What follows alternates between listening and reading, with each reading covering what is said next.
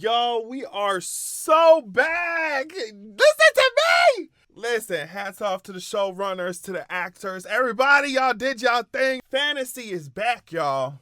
Real fantasy. Oh, we're back.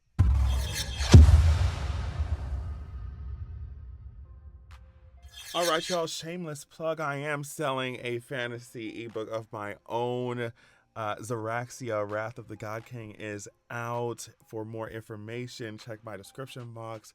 Also, check out Zeraxia.com. I've already finished the manuscript to my sequel. I am in the process of recording the audiobook. Just check out the very end of this video for more information on that. Y'all, I will be reviewing every single episode this season. Y'all know how we do it over here. We always have so much fun. Now, I will say slight book spoilers. Maybe I'm just saying that, like, I'm not gonna go out of my way to talk about them, but I am, like, you know, going through the books. I'm on Path of Dagger, so I may reference some things or allude to some things, so just like a heads up. Let's get into this episode. All right, y'all, so we already saw the beginning of this, right? We saw this in the previews and the sneak peeks that they gave us, and it was so delicious. It was so delicious, but I'm gonna go through it again. Why not? I'm gonna go through it again. We're at the White Tower. Suan is overlooking Tar Valon. You know what I mean? Moraine is over here walking around with Lan. I already told y'all that Lan rhymes with man because he's my man. Lan, my man. So y'all need to back up. So Moraine is looking up, you know, the keeper comes in and tells Miss Mamas, hey, it's time, like, the girls are here. So the Red Sitters come to tell Leandrin, who, you know what I mean, just looks like her outfit, everything's just so amazing. Leandrin has really been winning me over in season 3, even though you did my good sisters, Egwene and Nynaeve, like that, mama. Even though you did my good sisters like that, like, you really, I don't know, Rafe is giving you some backstory that's really eating for me. You know what I mean? It makes me really want to root for you, mama. So, yeah, but Leandrin looks real good. And so they tell her, hey, guess what? The Amerlin has requested a meeting and she's called you to the hall. And Leandrin's like, all right, girl, she can call me to the hall, but I have her tea too. So let's get into that. Leandrin's like, girl, I would hate to spill her tea in front of everybody like this, but like, if she want to do me like this, girl, I'm going to get into it. And so the Reds say, all right, Leandrin, like, whatever happens with you, girl, like, we're with you. And so we see Alana enter. She looks so good. Like, these costumes! Get into these costumes. And her warders are just like, girl, so what's the tea? Like, what if there are more black ajah in there? Like, what's going on? We gonna have to fight with you. Like, what's the tea? Alana's like, girl, you know that men can't get in there. Like, just stay out here. Suan has a plan for the Reds. And so, you know, they walk in and we realize that the Reds are not allowed into the hall. Only Leandrin basically going to be in there, but the rest of y'all can't be in there. And so, of course, I think Suan, like I said in my other video, like, Suan does this under the impression that, like, all the black ajah are mainly or, you know, only in the red ajah. And hate to break it to you, mama. Hate to break this to you, but that's not the case. I'm so sorry, my dear. So they're walking in, and I love this fake smile that Alana gives to Leandrin. Like, hey, girl, you know we got your tea right, mama. You know that we have your tea? So the keeper then says, and I love to say it, I'm going to say it again, attend you all. She comes, the watcher of the seals. Hey, don't let me catch it in here. The watcher of the seals, the flame of Tarvala. I'm catching the one power, honey. The Amerlin seat. Y'all know what I'm talking about. So my queen, Suan, comes to sit, and she says, Leandrin, girl, do you know that, you know what the tea is, right? You know why you here, girl? And Leandrin's like, girl, because you want to shut me up. You want to silence me, girl. You want me to shut my jaws up. You want me to shut my very sharp jaws up. I know you're mad. Leandrin said, get into the angle of my chin. I know you're mad. I know you're mad. And so she's just like, I accuse you, mother, of breaking tower custom and law. You're meeting up with Moiraine. You banished her from the tower. You're meeting up with a man who can channel Randall Thor, who has declared himself dragon reborn. And I'm like, girl, you know that if he's a dragon, we're supposed to cage him, and you just let him escape. Like, what's the tea? And so, of course, Suan asks for proof, and she says, well, you know, I can't lie. So if this were true, I'm gonna, you know, answer you, and if anything is fishy, then they're going to have to depose me or whatever. And so instead of answering Leandrin's charges directly, because she would have to spill her tea for real, Suan says, you can break the 3 oaths. You are a dark friend. You have sworn yourself to the shadow. And I have proof on top of that. Nynaeve, get in here with your non-channeling. Nynaeve, get in here with your non-channeling self, girl. Now, YouTube said I can't do that no more. You know what I mean? Get in here, girl.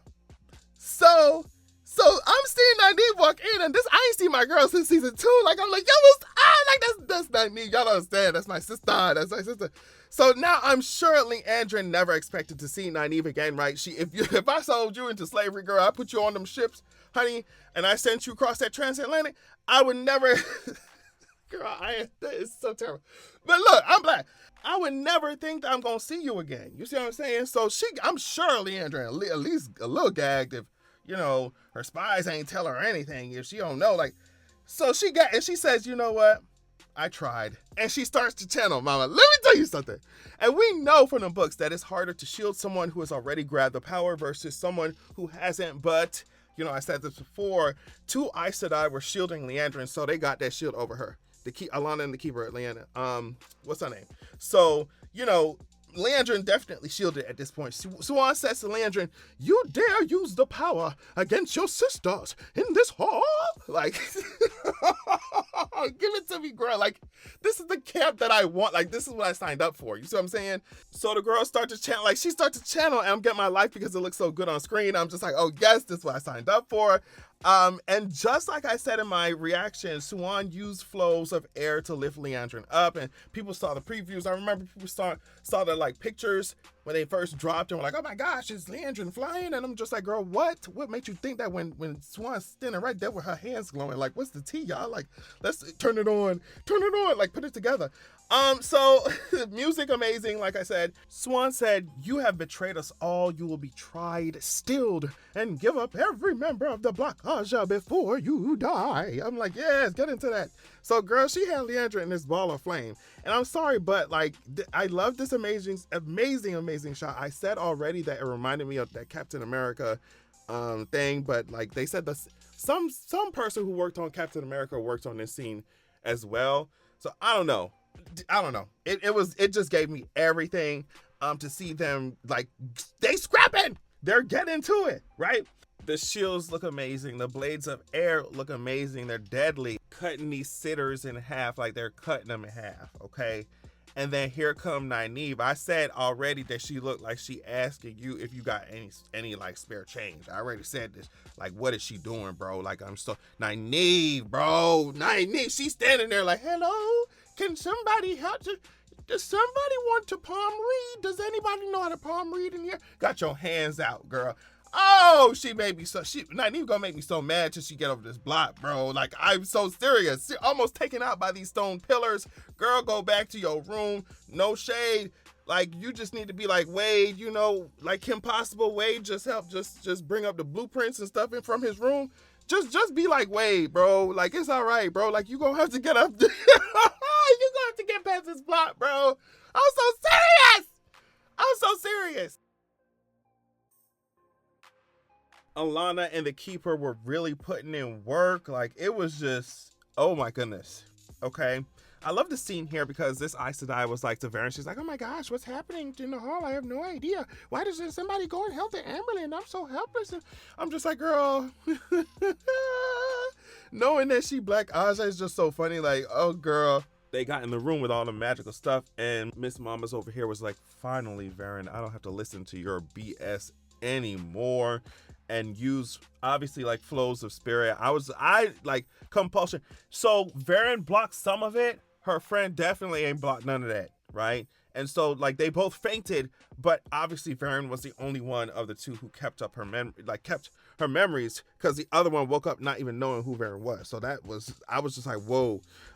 So yeah, In the books, this happens differently. I think the Black Ajah like sneak away with Ungryals and stuff under the cover of night, I think.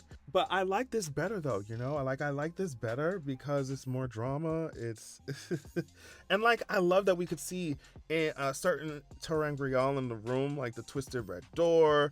This is gonna be important for Matt, even though it happens differently in the books. We saw some things that reminded us of Adam, right? Like the Adam, and so that obviously is going to be very important. So that's definitely what I thought Leandrin was referring to when they got out there and she asked her, like, you got it? And she was like, yeah, I got that and more, like everything I could get my hands on. Okay, so I love this scene here outside the hall with Alana's warders, right? They're like banging on, they're like, oh my gosh, let us in, what's going on? I'm just like, this is all y'all can do? I see why the Reds don't mess with y'all. Y'all banging on this door, girl. If you don't knock down this door, if my partner was back there, girl, and I'm hearing people getting cut up, like I'm getting past this door. What you mean? Like, oh my God, I'm banging on the door. Anyway, no, like that, girl, if y'all don't get that, can you imagine being messed up, like being injured, and your warder banging on some door instead of trying to beat it down, girl? I would be like, bro, I can't believe y'all banging on this door and not like, girl, don't play with me. So anyway, they're banging on the door, and more Reds come and say, girl, move, we're trying to get in there. But nobody trusts the Reds at this point. Nobody trusts the Reds, and it's just like, girl, that's the same mistake Suan making, thinking that all Reds is messed up right now when it's not the case, mama. So in comes a green and like a yellow or something. Yeah, a green and a yellow. I think the green is Jane. One of Alana's warders recognizes her. Like, and so, you know, he's like, oh, we've been saved. But she blasts her red out the way. And like, yeah, like, okay, they relieved. And girl, no, that Isidine looked at them and said, I'm not helping y'all get in here, girl. Like, I don't think I'm gonna do that. I was like, oh my God. And so the green tries to blast them, right? But one of the Reds puts up, like, and I love this Red because she's a sitter and she's the highest, I think. Yes, and oh my gosh, she put up that shield. It looks so awesome. The shield looks so great, right? So this Red kills both of Jane's warders, and they, like, everybody expected to see this green like really keel over, like those are warders, they just die. But like obviously because she's like with the dark one and stuff, like I guess it works a little different. I like it. I don't know. For the show, I like it. Like it just feels good apparently to her in the moment, for now at least, when they die, because she's Black Ajah. And so of course the people who are not Black Ajah, they're like disgusted with that idea, like just disgusted with that. All right, so back to the fight. It's just crazy. Miss Bowling Ball Head here tugged on the power and pulled like some pains behind her enemies. It was crazy. Alana threw Miss Girl across the room after that. Oh my gosh, I remember watching this like, y'all need to hurry up and heal Suan. What else? The Keeper said, screw all that one power stuff. I'm just gonna curb stomp. And listen, I actually am I'm always looking at how like darker skinned characters are treated in this world. I think Wheel of Time does a really good job with diversity compared to other fantasy shows, but I am just throughout this season, I'm going to just show y'all where the really dark skinned people are at and where they have been throughout this entire series, and just see if you notice a trend. So yeah, this is the first darker skinned person. You know what I mean? You know, they getting curb stomped, but this is what we see. The Keeper definitely did what she had to do. And so after Suan is healed enough, she gets up to face Leandrin again, but it's too late. Leandrin with all that blood on her face. I love, she just looks insane. She tells her sisters, link with me. They do. And you can see Leandrin, covered in this tornado of one power behind them. And, they smashed this hall to smithereens. Love, love, love this scene. And so Moiraine and Lan can see the explosion from outside. And at this point, Alana inside the tower is gagged. Like, how can so many be sworn to the shadow? And I would be gagged too, because it's not just regular Aes Sedai, like they're sitters in the hall, like who are Black Ajah girly. Like that is not cute at all. And they're not just in the red Ajah. So Suan tells her people to find the Black Ajah they cannot leave the city. So after the Black Ajah say, all right, girl, we got to go to, the docks. Literally, the Amaryllis seat herself. Like, can you imagine that? Like, the person who forces queens and kings to bow. The Amaryllis seat herself is walking in the street looking for the Black Ajah with, like, wig disheveled and everything. Like, you just have to think about how crazy that would be to the people in the city. How crazy that would be. All right, skipping to Alana. Alana finds the Black Ajah trying to escape and says, y'all are not leaving here alive. And I'm just like, girl, I don't know about all that. From the looks, I just don't know. I just don't know about all that, right? So they have this little standoff. The wards come out, and so I would have told my warders, if you don't stay back, like, these are Aes Sedai girlies. What are y'all doing? So Alana sends Stone flying, which was so cool to watch. Then Leandrin fires Fireweave back, which Alana jumped over. I thought that looked so funny. I was like, why does this look so wonky to me?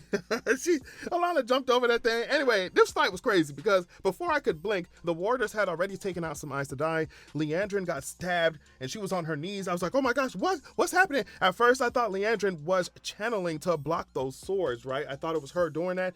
But then I realized it was the green over there. I was like, oh no, Alana saw all this and then she shut all that down. I was like, yo, what is going on? The Amaryllis is literally walking the streets to find Alana and back her up, but the Black Ajah come out of nowhere, kill her Aes Sedai, and then shield her. I love how the CGI looks for, like, the shielding. It's just so fun. Okay, so they continued the fighting, right? And eventually one of Alana's warders dies, right? Leandrin channels a sword through him. And which one? You guessed it, the dark-skinned one. Oh, that's two, girl. That's two, okay? I'm telling you, I'm going to keep it up through the whole season. Y'all going to see what I'm saying.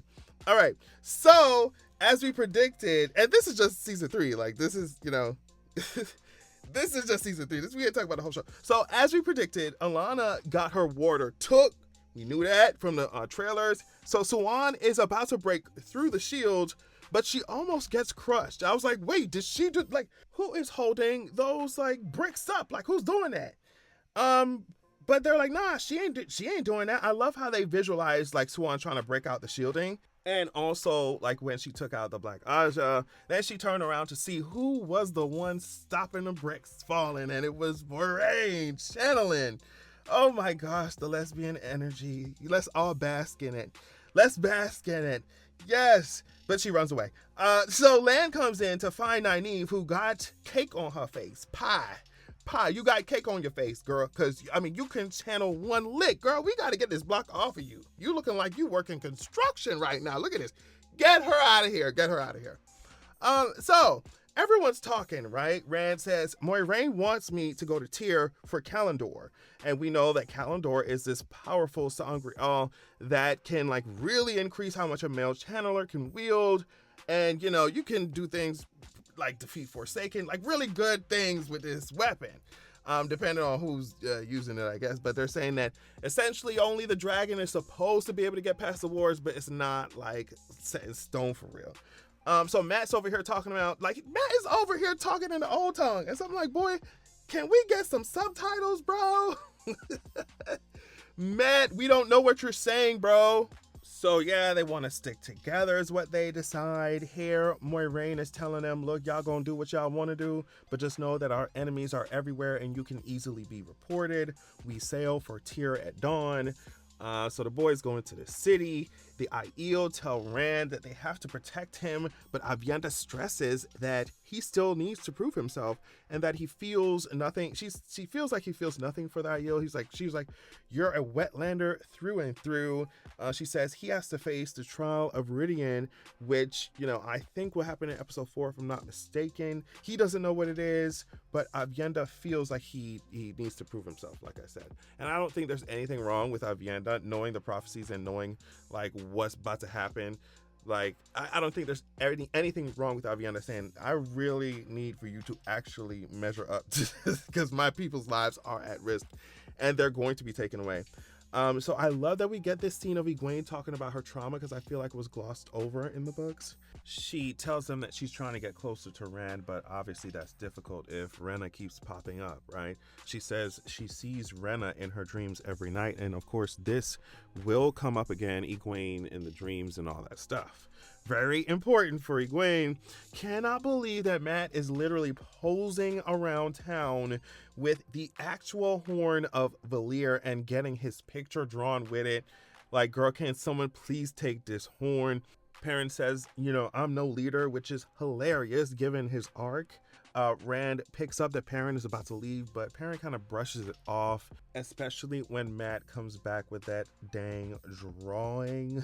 Girl, the boys are asking if Rand's kissed any girl, like been any girl with, like, besides Egwene or something.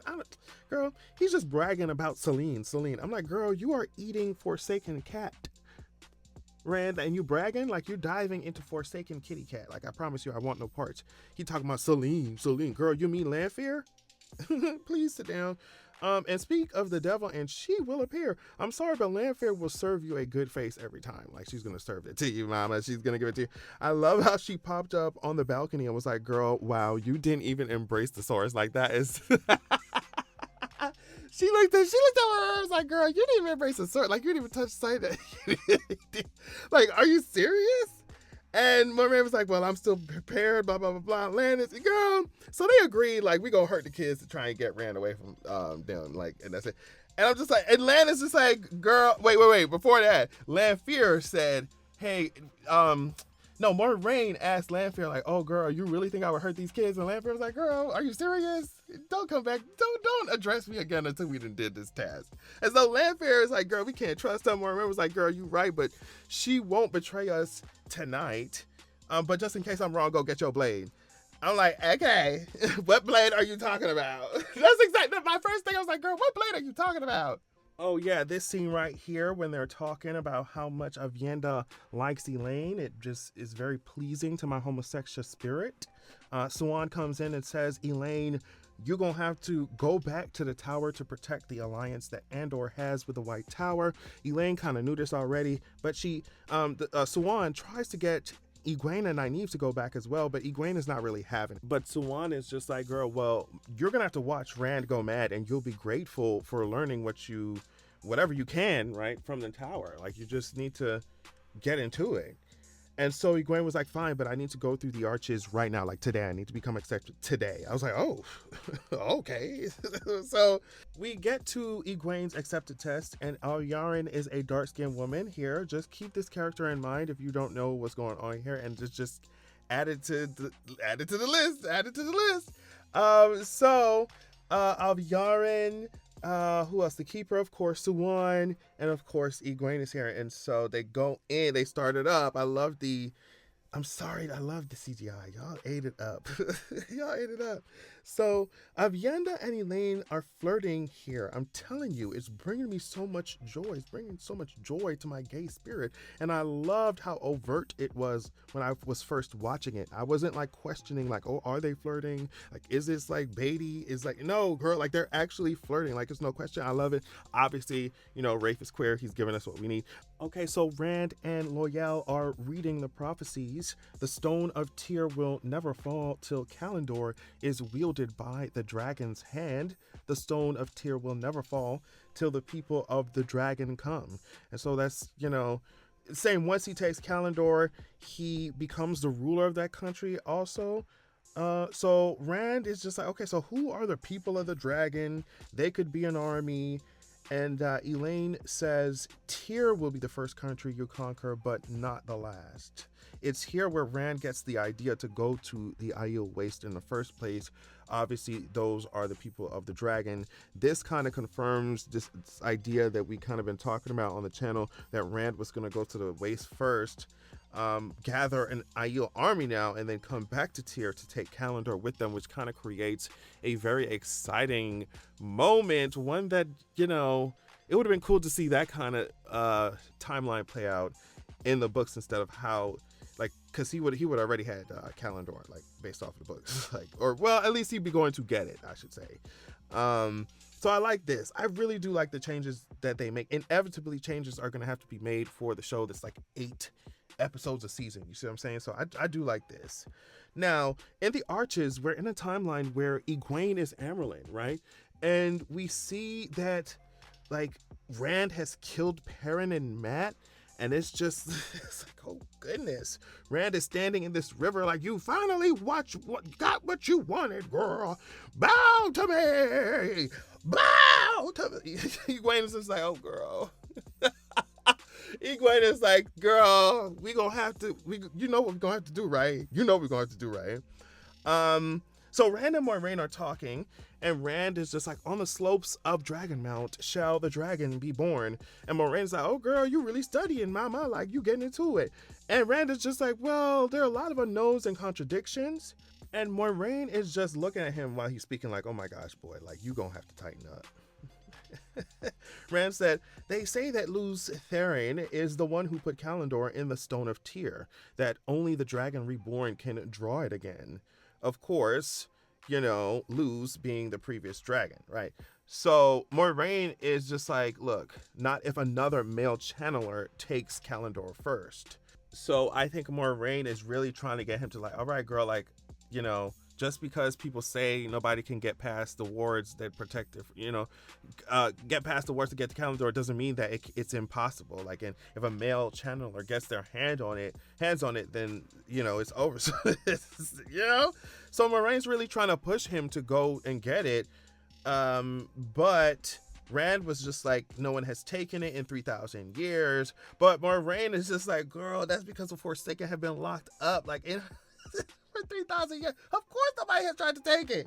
And Rand is just like, well, you know what I mean? If they could have taken it, why haven't they done it? They could be waiting there for me. It could be a trap. And it's true, but Moiraine is just, she's just like, you know what? Like, but what do you want to do? And I understand both sides where it's like, Rand's like, it could be a trap, they're waiting for me. But I understand Moraine's side where it's like, well, you're the dragon reborn, girl. Like, you're going to have to get up, girl. Like, you have to do something, girl. You're going to have to do something, girl. You know, and he talked about, oh, I want to go home. And Moiraine was like, girl, you're never going. Does that sound like something that you want? Well, let me tell you, you'll never get it. That you're never going to get it. The 2 rivers, Moiraine was like, girl, what? Rand's like, well, people I can trust are there. She's like, get up. But Rand is just determined to let Moiraine know that, you know, you don't control me no more. I'm going to do what I want. And Moiraine's like, all right, girl. All right. Right. So Egwene is accepted now. She doesn't have to stay at the tower. She was like, girl, I serve the light and definitely not you or this tower that's tearing itself apart. It was her way, clearly, to become accepted, to solidify her position in the White Tower while going off to the waste, which was smart, right? So here Lan tells the history of this sword to Nynaeve. It was made out of the One Power itself. It can be used to kill a Forsaken if need be. Of course, when he says the Forsaken will come for us all, some of that is because, some of the reason why he says that is because of what he and Moiraine agreed to. It was definitely fun to see Maiden's kiss pop up in the show, because it's in the books. This is my scene here. I love this scene. I love when Avyenda and Elaine hook up. Book cloaks are going to be mad about it, but I think that this sets up a really good foundation for the relationship that's coming in the future. I just think that, and I've said this before, most of the romance that's done in Robert Jordan's like stuff, it just doesn't move me at all. Okay, it's just, you know, it's incelly to me. I'm so sorry. Y'all can say what y'all want. And so I think that like establishing this at first, for what comes next, I won't spoil that. To me, it just makes a whole lot of sense. Okay. So Egwene is helping Rand with that nasty wound. He asks about the Arches, and Egwene says that it was actually terrible. You forget what's real, what's important. Rand asks if he was there, and Egwene is just like, you know, yeah, I'm not afraid of you. Like, she's like, I'm gonna stick around you. I'm gonna stick beside him. That's your man. Yeah, that's your man, Egwene. Yeah, I'm gonna stick beside him. Yeah. But then when he reaches for her, she's flinching. She sees Rhaena and stuff. Yikes. But she still wants to try. Egwene still wants to try. So Moiraine's walking around. There's a shadowy figure in the hall. Of course, that's a gray man. Rafe, the creator, said there's probably going to be, he didn't actually say this, but from what he said, there's going to be a lot of, or more instances of gray men than we initially see. Like, you're going to have to look for them throughout the episodes. Because there was one, I forget where it was, but there was one time I like saw a gray man on rewatch that I never saw on the first watch. I was like, oh my gosh. So here I really, really love Matt and Nynaeve's like dynamic in the show. I like that the friction in their relationship or whatever is because Nynaeve's trying to help and heal him, and he's kind of resistant to things that help him sometimes. Because in the book, Nynaeve just did some stuff that was a little too illogical for me. Like, I just like this dynamic way better. Like when it comes to Nynaeve and Matt. But yeah, pretty much ever since he touched that horn, Matt has been seeing like real battles from past lives and stuff, things that have like actually happened before, and they're just playing on and on in his head. And Nynaeve says that she will try to help him, but even though she doesn't know how, she will try. And so this entire sequence was so amazing because it combined a lot of things that happened, I think a lot of scenes in the books, and changed some a little, and made this big plot point to send everybody on their way narratively. I think it was smart, especially like I keep reiterating, we only have like 8 episodes. So Matt was seeing them cards move. Egwene was having terrible dreams and woke up to Rand choking her out. When I say triggered, like, oh my gosh, not only Rand are choking you out, but the Adom and now Rand, like, you waking up to that, that's crazy. It's multiple copies of Rand coming from the mirror. This axe moving all by itself, this seemed definitely from the books. Got into Perrin, cut his hand hard. Nynaeve gets stabbed mercilessly by this gray man. I was like, oh my gosh, enough, like, goodness. Matt was not hearing her when that was happening. Now, Moiraine and Lan were trying to stand by, obviously, why it was going on, because they're the one who like planned it. There's the one who did it. Egwene gets stabbed right after she figures out that it's the mirrors. I'm like, oh my goodness. Rand channels to blow them up, but he almost can't let go of the power, right? Like, he's just, Egwene's like, girl, you playing, like, you are playing. Nynaeve calls out for her man, my man, to save her, and that's exactly what he does. And so obviously they conclude that the Forsaken have found them. So Moiraine and Lan meet up with Lanfear, really mad about how that went. And if you listen, Lanfear said specifically, axe, mirrors, cards, I played my part brilliantly. But when she finds out that a gray man attacked, she was like, there's only one person or one Forsaken who can make a gray man. Like, y'all need to get Rand out of the city now. And it didn't look like she was playing with them. Like, she was shook. So Rand said the Forsaken will attack again because of me. I have to go. And Nynaeve is staying here. So let's go through the list. Nynaeve is staying here. She wants to go back to the tower to get past her block and to control her powers. Matt is going to stay because he wants Nynaeve to fix him. Perrin is also going to go do his thing, but Egwene is going to follow Rand. And I'm just like, oh my goodness, you're flinching at his hands. And he says, look, you know what? Or she says, let the Forsaken come. I don't care. Like, I'm going with you. I'm like, oh girl, this, just because of what I know narratively, I'm just like, oh, okay. This is ratchet. Okay, this scene where Nynaeve gets a ring from my man. Oh my god, Lan, my man. It was his mother's ring. I was like, oh my gosh, she's so sweet. He said, no, there's no one else I'd want to be my queen. I was like, oh my gosh. This is what we need. Everybody says goodbye so we can really start the season. Nynaeve says, remember who you are, Rand al'Thor, no matter what you may become. Matt leaves us some thoughtful words too. He says, you ever notice the White Tower looks like a massive... I was like, no, Matt, I didn't really pay attention to that until you said that. And so Rand then breaks the news that they're not going to Tyr, they're going to the Isle Waste. I absolutely love this last scene, love this actress as Mogedion. I'm so sorry, I love it. So the creation of this gray man was so chilling, so terrifying. She was just like, do you want to be gray? I said, girl, do you want to be gray, girly? Come on, aren't you feeling a bit frosty? Frosty the gray man, like, she's really getting into it, like, I'm sorry, y'all. This episode was so good. Like the weaving Mogedian stuff looks so good. This episode was so good. It was a great reintroduction, great bringing us back in, to the world. That cold open, the Aes Sedai tearing each other up. I'm sorry, this is what I want to see. Fantasy is back. Fantasy is back. Look out for the other videos. I'm sure this video will be in a playlist of Wheel of Time reactions, recaps. Like I said, I'm reacting and recapping to every single episode.